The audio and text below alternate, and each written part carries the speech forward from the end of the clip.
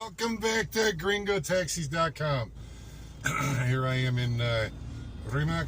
I've just left my house, and this cross street here is Avenida Amancais, and I just came off or turned off of Avenida El Sol in Rimac, Lima, so you can take a look and figure out exactly where I'm at. I'm on my way to the airport once again. That's what we do. The majority of our trips are airport related. We do some trips down south to places like Punta Hermosa or San Bartolo or things of that nature. See this dirt patch here on the left? That was tore up about 5 years ago, and they haven't fixed it obviously yet.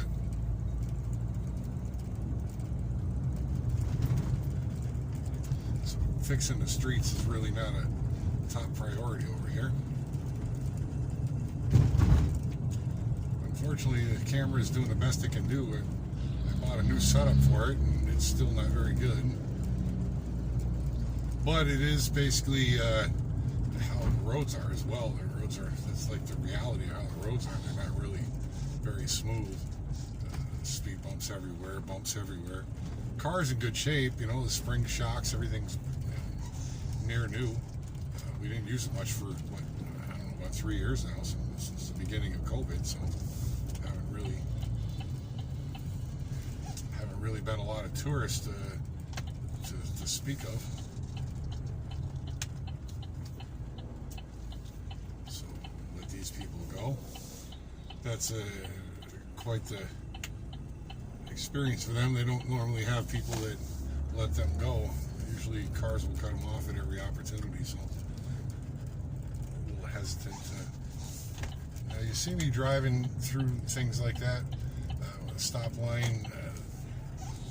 That's how it's done in Peru. When I have customers, which I don't have right now today, I stop or slow down a little more, double check, triple check, what have you. But I'm in Peru and I'm by myself, and so I'm driving a little Peruvian-ish. So hopefully you can overlook that.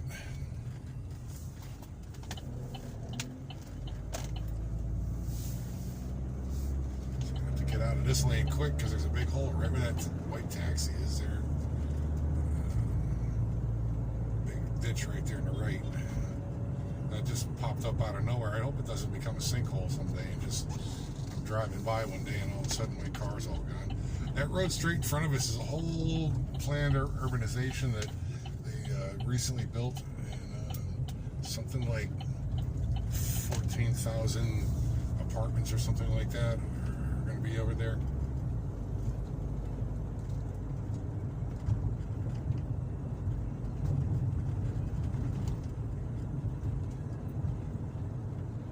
So if anybody's following me, this is Muro de Arica.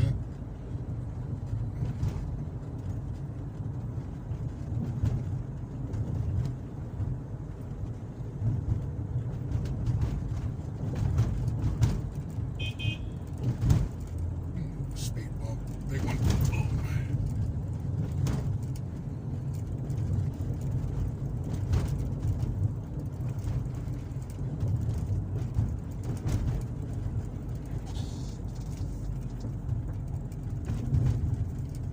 Today is Sunday, so there's not a lot in the way of traffic today. Not a lot of pedestrians. It's kind of everybody home, socializing with grandma.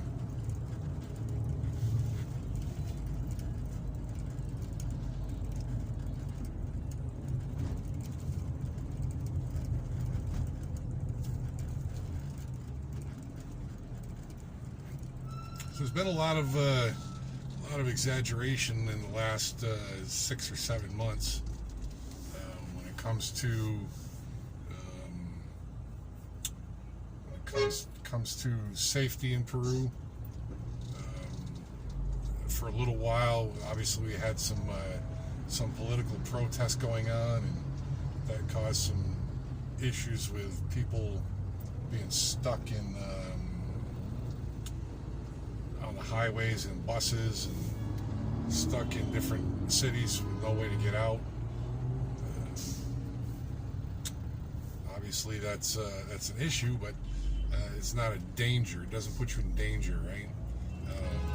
So the U.S. Embassy, I guess we're going to get back here.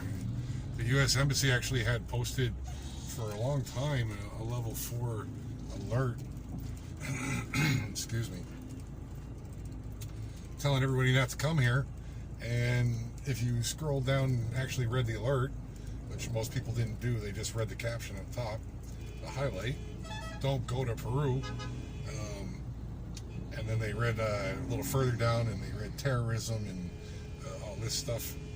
And but if they had kept reading and not just read the initial headline, they would have saw that the U.S. Embassy was allowing their U.S.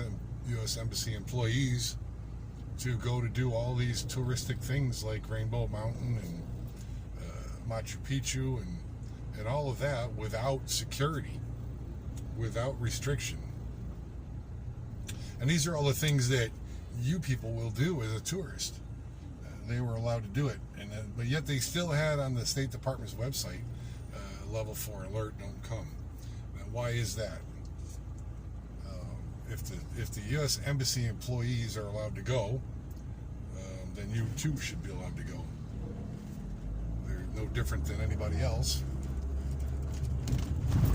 And if you're a U.S. Embassy employee watching this and you think you are special, you should find another job. But anyway, that's a whole separate issue. So here we are in right now. This is we're turning out of onto a crossing, Kakata. Yeah, this is a place where we can get shoes made and or materials to do shoes right here where we just went through. Usually that's a market that's so crazy busy, it's unbelievable. Usually it takes me 35-40 minutes just to get through that sometimes. Oftentimes, especially at 6 or 7 o'clock at night. But anyway, back to the unrealistic postings that we've seen online about terrorism and how unsafe Peru is. It's not unsafe in the sense that you have to worry about violence.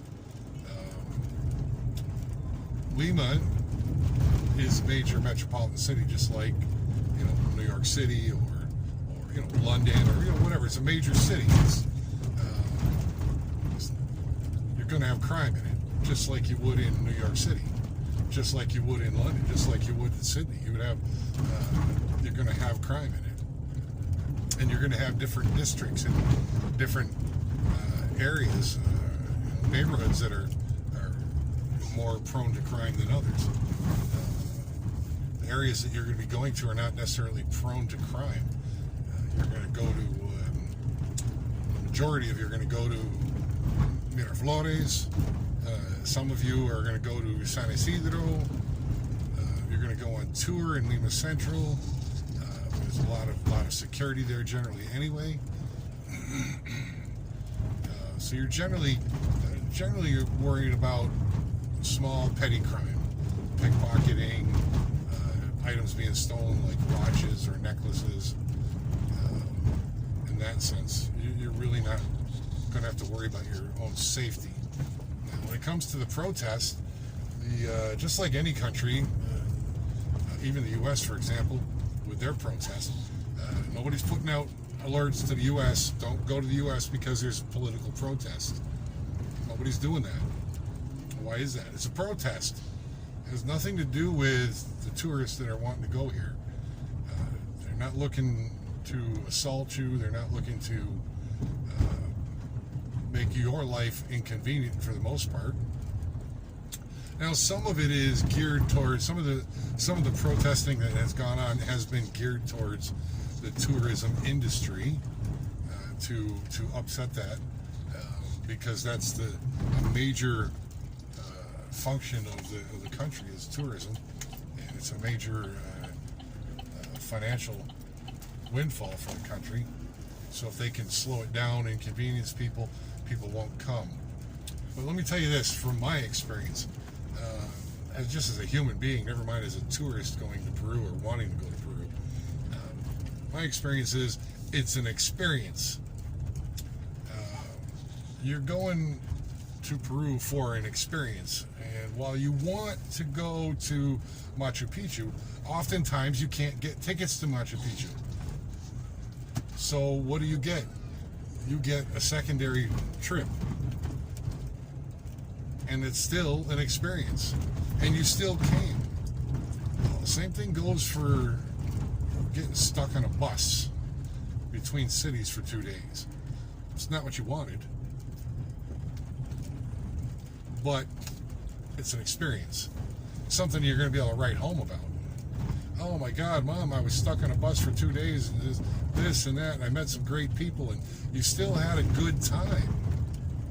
Yeah, you had some bad luck with the things being closed down and what have you, but for the most part, you still had an experience that was, worthy of your time and your money. I mean, where else are you going to get stuck in traffic for a day or get stuck on a bus? Or else you're going to get stuck like that for time, for a period of time. Just not likely to happen. So usually this area right here is buses all along the right. Guys, peeing on the wall over there to our left.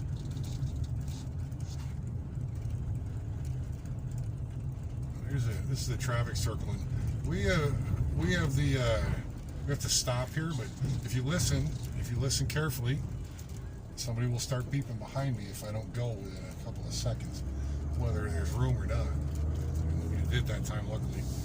But yeah, they don't understand these roundabouts, these traffic circles. They don't understand how they work, and if they do, they just don't care.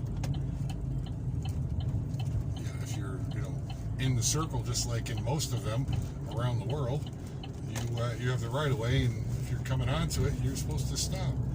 That usually doesn't happen, especially if there's a bus coming. If there's a bus coming, and by the way, if you're renting a car and there's a bus coming, you better stop or they will hit you.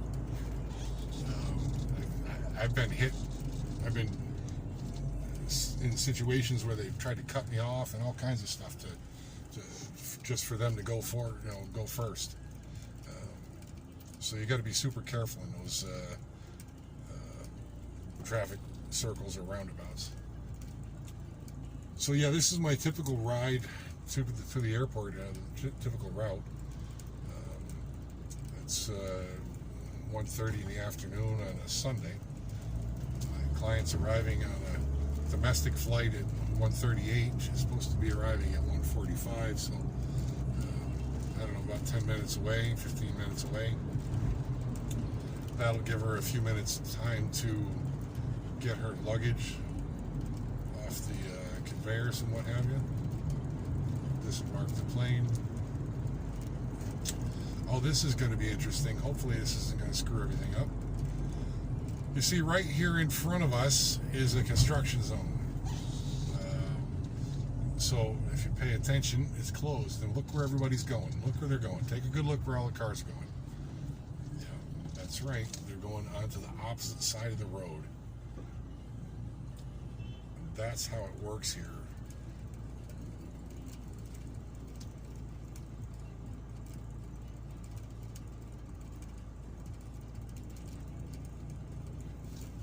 Not going to be detoured around the block like in most civilized countries. And this is where you hear about on the State Department's website, where they tell you that people drive on the wrong side of the road. See that motorcycle just go through a red light right there? And that red car just going through a red light. Oh, So hopefully that bus, you see that combi, the bus down there, hopefully he doesn't decide to get into the wrong lane and screw up the works here. So here we are. This is how it's done, folks. Literally drive down the wrong side of the road. But this is what you see on the news on the State Department's website when they talk about people driving on the wrong side of the road. If there's road construction down the road, that may be why they're on the wrong side of the road. That's just how they do it here. And it may happen at 2 o'clock in the morning while you're driving home. You may just come up on something and bang, out of nowhere there's road construction that you can't see because it's at the other end of the street, and they got on the wrong side of the road. So pay attention when you're driving to which side of the road that you're on. And obviously, if there's road construction, keep an eye out for that. So we get off on that side, off of that side, got on this side, and now we're going to skip back over to the right lanes where we're supposed to be. So they just literally, just that area is where it's not like they're going to travel this road all the way down through here. So this is what I'm doing here, in order to clear up this traffic so that everybody can move, we're going to get out of those lanes as quickly as possible.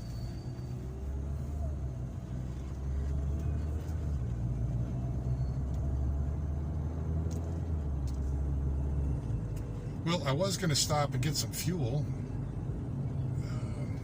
I think I might still, I'm not sure yet. See how traffic looks here and how much closer I get. I think I might stop at that point. It depends on how many cars are in line, I guess. If there's not many cars in line, I'll just zip in, because it takes like a minute or two to fuel up. So I have enough fuel to do the trip, but no sense in passing up an opportunity to get fuel when you can get it. Saves me from having to do it another day. This is not the cheapest place either to buy fuel, by the way. I buy it here because I purchased a natural gas system, the 5th generation natural gas system for this car, which I'm not impressed with by any means, but natural gas isn't really very good for your car. But it does run, so as long as it runs, I'm gonna be okay with it. But anyway, it's a lot cheaper than regular gasoline, which is really helping out in these times just after COVID and no tourism. So it's keeping my expenses a little bit lower.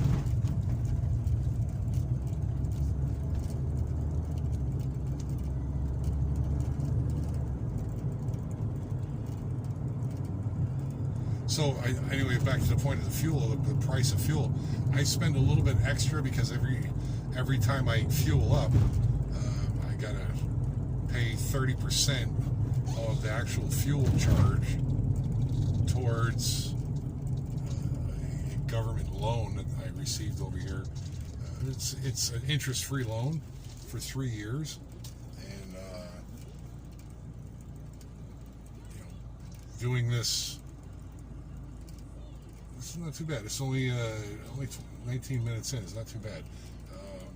But doing this will save me from having a big balloon payment at the end, which is fine. I can pay for it anyway. But paying for a little bit more for fuel now gives me that little bit extra towards the payment that I've got to make every month and at the end. Looks like there's not a lot of people there, so I'm gonna, this next gas station, the one that says GNV right there in front of us, that's where I'm gonna stop, and I'm gonna cut this off, and I'll see you guys on the other side. Bye now.